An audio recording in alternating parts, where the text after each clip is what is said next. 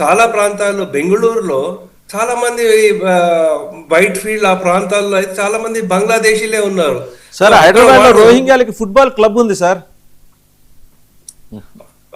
రోహింగ్యాలకు రోహింగ్యాలకి ఇక్కడ మనకి football club ఉంది భాగ్యనగరంలో ఒక హైదరాబాద్ లో. ఫుట్బాల్ క్లబ్ కూడా ఉంది. కరెక్ట్.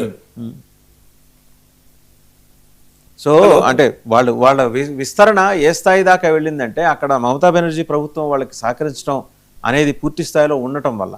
రెండో అంశం ఏంటంటే ఇప్పుడు హ్యూమన్ ట్రాఫికింగ్, ఉమెన్ ట్రాఫికింగ్ రెండింటి గురించి మాట్లాడు. వీటితో పాటు క్యాటిల్ స్మగ్లింగ్.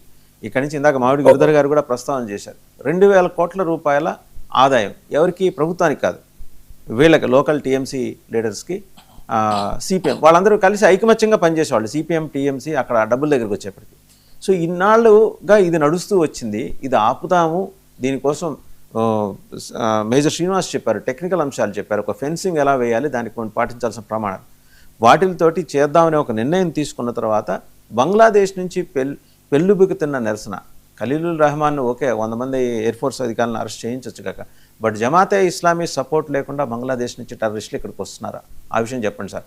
ఖలీలుల్ రెహమాన్ ఈజ్ ఆయన కాదు, ఆయన ప్రైమ్ మినిస్టర్ తరీక్ రెహమాన్, ఆయనకి జమాతే ఇస్లామీ మద్దతు ఒకప్పుడు ఉండేది, ఇప్పుడు కూడా లేదని నేనైతే అనుకోవటం లేదు. ప్రభుత్వంలో ఉన్నట్టు ఏదో గంభీరంగా మాట్లాడుతున్నారు కానీ జమాతే ఇస్లామీ ఆయన్ని కూడా ఆడిస్తోంది. జమాతే ఇస్లామీ రిమోట్ వచ్చి పాకిస్తాన్లో ఐఎస్ఐ చేతిలో ఉంది. ఇప్పుడు తారిక్ రెహమాన్ ముందాగా వ్యవహరిస్తాడా లేదా? ఇప్పుడు మనకి యూనిస్ ప్రభుత్వం అయితే పూర్తి నెగిటివ్ గా ఉండేదండి భారతదేశానికి. అట్లీస్ట్ ఇతను తారిక్ రెహమాన్ గవర్నమెంట్ అయితే మనం జీరోగా అని చెప్పుకోవచ్చు.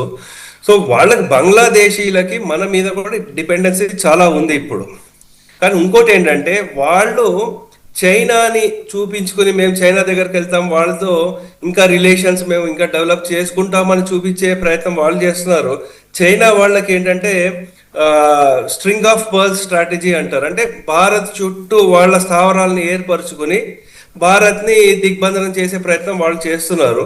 సో అందుగురించి భారతదేశం కూడా అన్ని విధాలుగా ఏ విధంగా ప్రయత్నం చేయాలో అది చేస్తున్నారు. మీరు ఈ మధ్య హిమంత బిశ్వ శర్మ గారు చెప్పడం కూడా ఒక స్టేట్మెంట్, ఇక్కడి నుంచి వాళ్ళని బంగ్లాదేశ్కి పంపించడం పెద్ద కష్టమేం కాదు, ఐడెంటిఫై చేసి పంపించడం, కానీ అక్కడ వాళ్ళు యాక్సెప్ట్ చెయ్యరు అంటే నేను అనుకోవడము ఇంకొన్ని రోజుల్లో వీళ్ళని ఐడెంటిఫై చేసిన తర్వాత ఇల్లీగల్ బంగ్లాదేశీలు ఎవరైతే వచ్చారో వాళ్ళు అక్కడ వెళ్ళలేరు, ఇక్కడ రాలేరు.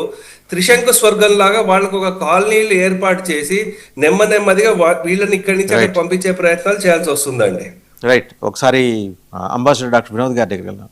అంబాసిడర్ వినోద్ గారు, ఇప్పుడు ఈ స్టెప్స్ మన గవర్నమెంట్ ఆఫ్ ఇండియా కానీ గవర్నమెంట్ ఆఫ్ వెస్ట్ బెంగాల్ కానీ తీసుకున్న స్టెప్స్ మన వాళ్ళ ఫస్ట్ క్యాబినెట్ మీట్లో వాళ్ళు మాట్లాడుతూ వచ్చారు 6 కీలకమైన నిర్ణయాలు. ఆవిడైతే అసలు కనీసం దేశంలో అమలవుతున్న జాతీయ స్థాయి పథకాలని ఆవిడ అమలు కానీలా. సరే, ఇప్పుడు ఆయుష్మాన్ భారత్ ఒకటి వస్తుంది, నెమ్మదిగా మిగిలిన సంక్షేమ